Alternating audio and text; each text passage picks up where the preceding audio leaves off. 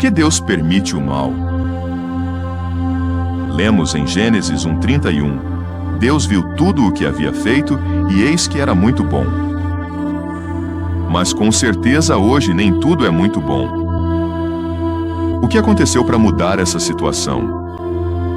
Por que Deus permitiu que o mal começasse no mundo e se desenvolvesse até o ponto em que chegou? E por que Ele não põe fim a toda essa loucura? O mal é uma realidade. Deus é amor é uma realidade. Como podemos encontrar harmonia nessas duas afirmações? Para acreditar em Deus, é preciso ter fé de que Ele é amoroso e sábio, e que provê todas as coisas para o bem maior do homem. Deus, cujo caráter é amor supremo, não teria permitido que 6.000 anos de mal reinassem sobre sua criação sem um propósito útil e um resultado grandioso no final. Seria realmente um pensamento horrível que um Deus que afirma ser amor criasse bilhões de pessoas para viverem na Terra, em sofrimento, apenas para enviá-las a um futuro de tormento eterno. Sabemos que Deus é justo e bom e odeia o mal de toda espécie. Em Salmos 5:4 está escrito: Tu não és um Deus que tenha prazer na maldade, nem contigo habitará o mal. Para entender por que Deus permite o mal, primeiro precisamos perceber a diferença entre permitir e causar. Deus permitiu que o homem tivesse uma experiência temporária com o mal, para que todos venham a conhecer em primeira mão o contraste entre viver de forma justa ou egoísta em desobediência. Pela fé, confiamos que Deus não permitiria que essa experiência com o mal durasse para sempre.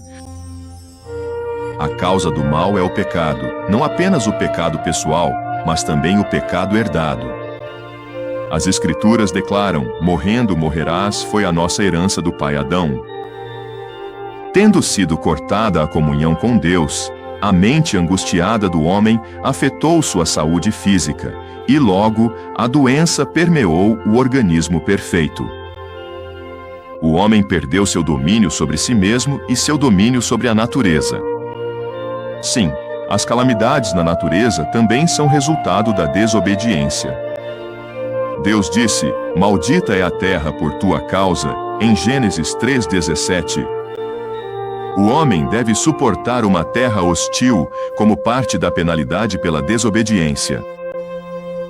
Deus propositalmente tornou o teste para Adão simples, declarando claramente: de toda árvore do jardim comerás livremente, mas da árvore do conhecimento do bem e do mal não comerás dela.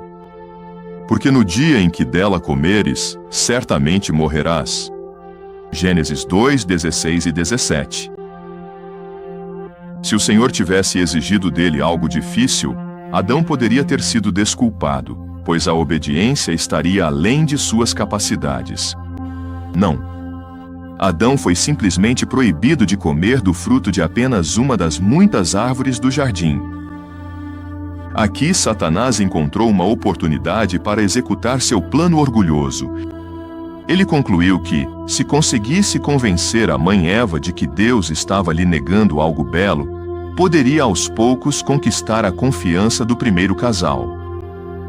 Eventualmente, Satanás pensou que todo o domínio da terra seria dele. Mal sabia ele que sua mentira, certamente não morrereis, mergulharia toda a raça humana em uma espiral de doenças mentais, morais e físicas, e por fim, na morte. Satanás realmente colheu o fruto do seu orgulho. Paulo o chama de o Deus deste mundo em 2 Coríntios 4:4.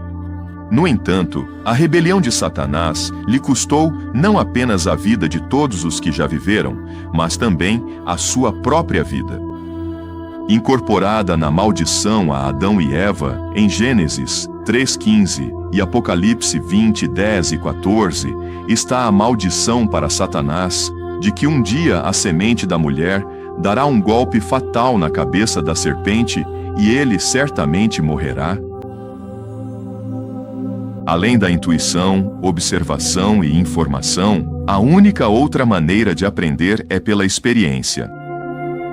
Por que Eva acreditou em Satanás? quando Deus disse claramente: certamente morrerás.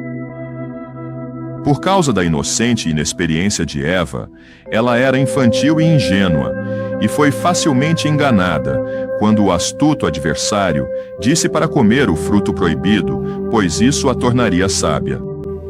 Assim, sem o benefício que agora temos da experiência, Eva acreditou na primeira mentira, e Adão, por sua vez, desobedeceu conscientemente ao seu Criador. A pena de morte foi aplicada, Adão começou a morrer, e todos os seus descendentes têm nascido morrendo desde então. Como está escrito em Romanos 5,12, por um só homem entrou o pecado no mundo, e pelo pecado a morte, assim também a morte passou a todos os homens. Porque todos pecaram. Em breve, pelo benefício da experiência, a humanidade terá aprendido a odiar o mal e a desejar a obediência e suas recompensas resultantes. Em Eclesiastes 1,13 está escrito: este enfadonho trabalho Deus deu aos filhos dos homens para que nele se exercitem. A experiência tem sido, de fato, o melhor professor. Deus poderia ter impedido o pecado de entrar no mundo, programando o homem para ser obediente cegamente. Mas o homem não seria melhor do que um robô, sem verdadeira felicidade. Não, ele foi criado à imagem de Deus, com a capacidade de amar e obedecer por escolha própria. Por causa das lições vívidas proporcionadas pelas cruéis consequências da desobediência, o homem está aprendendo por que obedecer a Deus é a opção mais benéfica. O homem escolherá amar e respeitar seu próximo e o meio ambiente.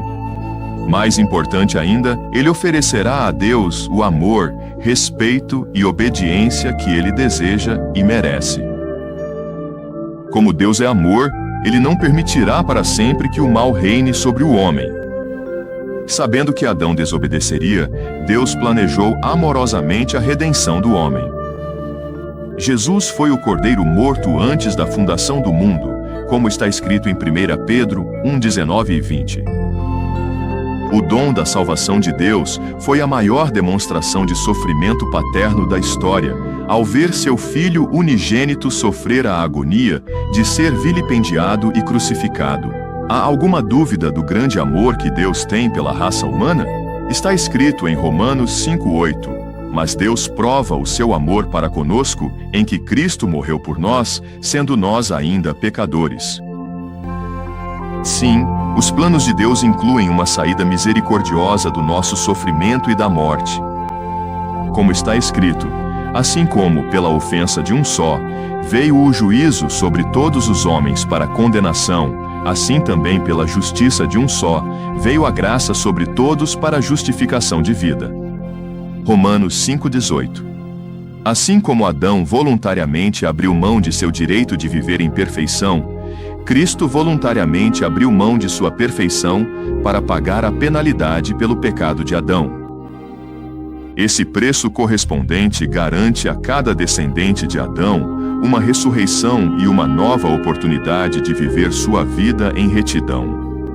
Novamente, como está escrito em 1 Coríntios 15:22, assim como em Adão todos morrem, assim também em Cristo todos serão vivificados. A profecia de Oséias 13:14 em breve será completamente cumprida. Eu os resgatarei do poder da sepultura. Isaías, no capítulo 35, versículo 10, confirma o mesmo. E os resgatados do Senhor voltarão e virão a Sião com cânticos e alegria eterna sobre suas cabeças. Eles alcançarão alegria e felicidade, e a tristeza e o suspiro fugirão. O reino de Deus que virá à terra, com Cristo como Rei, trará à humanidade um tempo de restauração e renovação. Satanás será restringido durante este reino de 1000 anos, e a justiça será a regra e não a exceção. Esta será a primeira oportunidade real para o homem conhecer seu Criador amoroso sob circunstâncias ideais. Todos então terão um novo começo na vida, uma nova vida. Se forem obedientes, viverão para sempre, e tendo aprendido pela experiência que o salário do pecado é a morte, não desejarão mais o pecado, mas seguirão alegremente a justiça, como está escrito em Romanos 6:23. Apenas alguns neste presente mundo mau escapam da corrupção que existe no mundo atualmente. Jesus chamou esses de seu pequeno rebanho, e Paulo os chamou de igreja. Eles não apenas receberam o convite para a suprema vocação de Deus em Cristo Jesus, mas também responderam a esse chamado. Esse pequeno grupo de seguidores de Jesus, que escolhem viver de forma justa agora, são considerados dignos de compartilhar dos sofrimentos de Cristo e são recompensados para se sentarem com Cristo em seu trono. Está escrito em Filipenses 1:29. A vós vos foi concedido, por amor de Cristo, não somente crer nele, mas também padecer por ele. As Escrituras são claras ao afirmar que os sofrimentos do pequeno rebanho de Cristo serão recompensados. Está escrito em 2 Timóteo 2:12, se sofrermos, também com ele reinaremos.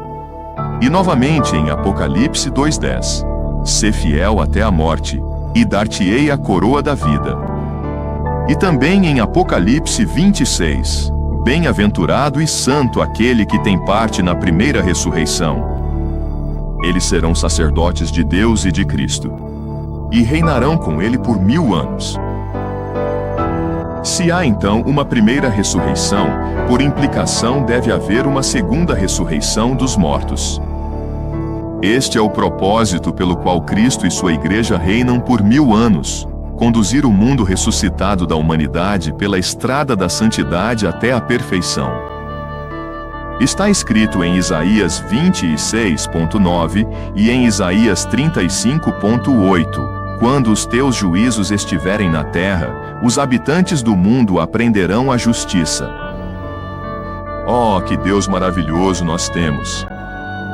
Novamente em Lamentações 3:23, em nossa aflição, ele se aflige ou sofre. As compaixões de Deus não falham. Esta é a nossa certeza de que suas correções são reabilitadoras, para que seus amados filhos desviados possam ser restaurados ao seio de seu favor. Sim, Deus corrige para curar. A permissão do mal teria sido um tormento inútil, a menos que o homem tivesse a oportunidade de usar sua experiência para fazer escolhas positivas. Voltar aos dias da juventude é recomeçar. Todos os problemas e tribulações do passado, em vez de serem piores que tormentos inúteis, serão guias valiosos. A morte não é o fim irrevogável da existência humana. É a experiência final de uma lição eterna. Se você quiser saber mais sobre por que Deus permite o mal e o maravilhoso plano de Deus para a humanidade, ligue gratuitamente para 888-778-255. Bíblia. Isso é 880 e 877 Bíblia. Que o Senhor abençoe seu desejo de aprender mais sobre o caráter verdadeiramente justo e amoroso de Deus.